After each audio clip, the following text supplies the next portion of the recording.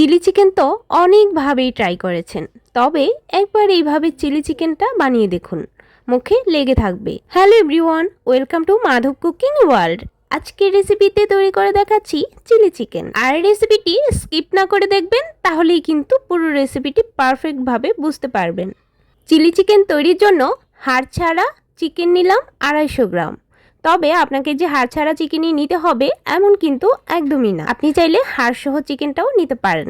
Chilli চিকেনের জন্য চিকেনগুলোকে একটু ছোট সাইজ করেই কাটতে হয়। প্রথমত চিকেনগুলোকে ম্যারিনেশনের জন্য 1 চামচ আদা বাটা, সাথে 1 চামচ ভর্তি করে রসুন বাটা, 1 চামচ লবণ কিংবা স্বাদ মতো লবণ এখানে ব্যবহার করবেন, 1 চামচ জিরা গুঁড়া, হাফ চামচ গরম মশলার গুঁড়ো, আর ঝালের জন্য 1 চামচ লাল মরিচের গুঁড়ো, সাথে হাফ চামচ গোলমরিচের গুঁড়ো। দিয়ে দিচ্ছি একটা ডিম, বাইন্ডিংটা খুব ভালো আসার জন্য এই ডিমটা ব্যবহার করবেন। 1 চামচ দিয়ে দিচ্ছি বেসন, বেসনের পরিবর্তে এখানে কিন্তু ময়দাও ব্যবহার করতে পারবেন। এখন 3 চামচ ভর্তি করে দিয়ে দিচ্ছি কর্নফ্লাওয়ার। কর্নফ্লাওয়ারটা দিলে কিন্তু এর ম্যারিনেশনটা এতটাই স্মুথ হয়, যখন আপনি ফ্রাই করবেন তখন খুব ভালোভাবে মুচমুচেও হবে। এখন একটু ভালো করে মেখে নেবেন সময় নিয়ে। এরই সাথে একটু কালারের জন্য আমি এখানে জর্দা রঙটা ব্যবহার করছি, তবে চাইলে এটা একদমই স্কিপ করতে পারবেন, জাস্ট একটা সুন্দর কালারের জন্যই ব্যবহার করছি। ম্যারিনেশন করার সময় যদি মনে হয় চিকেন থেকে একটু জল বের হয়ে গেছে, তাহলে কিন্তু আরেকটু কর্নফ্লাওয়ার মিক্স করে এই ব্যাটারটাকে একটু ঘন করে নিতে হবে। 30 মিনিটের মতো নর্মাল ফ্রিজে রেস্টে রেখে দিলাম। এই সুযোগে চলুন সবজিগুলো কেটে নেই। নিয়েছি একটা ক্যাপসিকাম, এরকম ছোট টুকরো করে। ক্যাপসিকাম যতটুকু নেবেন তার থেকে ডাবল করে পেঁয়াজটা নেবেন। পেঁয়াজের পাপড়িগুলো শুধু এরকম টুকরো করে কেটে নিলাম।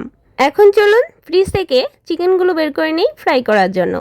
এখানে কিছুটা তেল দিয়ে দিলাম, একেবারে যে ডুবো ডুবো করে তেলে ভাজবো এরকম কিন্তু একদম না। এই তো মিডিয়াম করে তেল দিয়ে তারপর এপাশ ওপাশ করে সবগুলো নেড়ে চেড়ে একটু লালচে করে ভেজে নিতে হবে।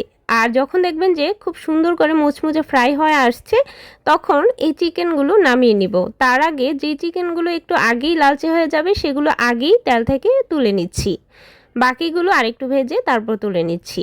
এখন ফোড়ন হিসেবে এখানে দিয়ে দিচ্ছি আদা কুচি আর রসুন কুচি।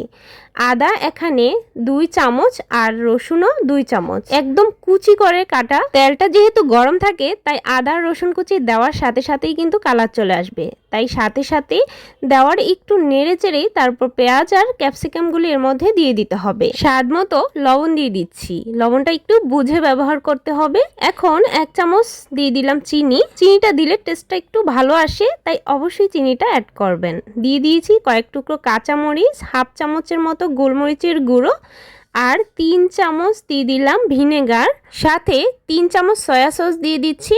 মশলাগুলো দেওয়ার সাথে সাথেই কিন্তু ক্যাপসিকাম আর পেঁয়াজটা ভাজা ভাজা হয়ে আসবে, কুক হয়ে আসবে খুব ভালো করে, তাই আলাদা করে এই সবজিটাকে ভাজার প্রয়োজন হবে না। সাথে দিয়ে দিচ্ছি 1/3 কাপ টমেটো সস, সাথে 1/3 কাপ জল ব্যবহার করছি। ঝালের জন্য হাফ চামচের একটু বেশি লাল মরিচের গুঁড়ো আর হাফ চামচের থেকে একটু কম কাশ্মীরি লাল মরিচের গুঁড়ো। এই লাল মরিচের গুঁড়োটা না থাকলে শুধু নর্মাল যে লাল মরিচের গুঁড়ো সেটা দিলেও চলবে। সবগুলো উপকরণ দেওয়া হয়ে গেলে 2 থেকে 3 মিনিটের মতো চুলার আঁচটা মিডিয়ামে রেখে এভাবে জাল করতে রেখে দিব। তারপর এর উপর দিয়ে সেই ভেজে রাখা চিকেনগুলো দিয়ে দিচ্ছি। চিকেনটাকে খুব ভালো করে সবগুলো মশলার সাথে মিশিয়ে নিতে হবে। চিলি চিকেন রান্না করার সময় এরই সাথে কিছুটা জল ব্যবহার করছি, যাতে করে রান্না করার সময় চিকেনের মধ্যে সবগুলো মশলা খুব ভালোভাবে প্রবেশ করে আর চিকেনটা খুব সফট হয়ে থাকে। তো এই জন্য জলটা অবশ্যই অ্যাড করে এভাবে ঢাকা দিয়ে প্রায় 10 মিনিটের মতো কুক করে নেব।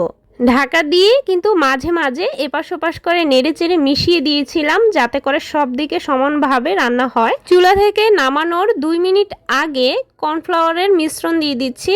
এখানে 2 চামচ কর্নফ্লাওয়ার একটু জলের মধ্যে গুলে নিয়েছিলাম। এবার এই কর্নফ্লাওয়ারের মিশ্রণটা দিয়ে খুব ভালোভাবে নেড়ে চেড়ে মিশিয়ে নিচ্ছি, যাতে করে গ্রেভিটা আরও বেশি আঠালো হয়ে আসে, ঠিক যেন রেস্টুরেন্টের মতোই হয়ে থাকে। শেষের দিকে কিছু পেঁয়াজকলি বা পেঁয়াজ পাতা দিয়ে দিচ্ছি। আর অবশ্যই লবণটা চেক করে নিতে একদমই ভুলবেন না। অবশ্যই রেসিপিটা বাসায় একবার হলেও ট্রাই করবেন, আশা করি আপনাদের অনেক ভালো লাগবে। রেসিপি ভালো লাগলে এই রেসিপিটা আপনার কাছের কোনো মানুষের সাথে শেয়ার করার জন্য অবশ্যই অনুরোধ রইল। আর চাইলে চ্যানেলটি সাবস্ক্রাইব করে রাখতে পারেন। আজকের মতো এ পর্যন্তই। সবাই সুস্থ থাকবেন, ভালো থাকবেন।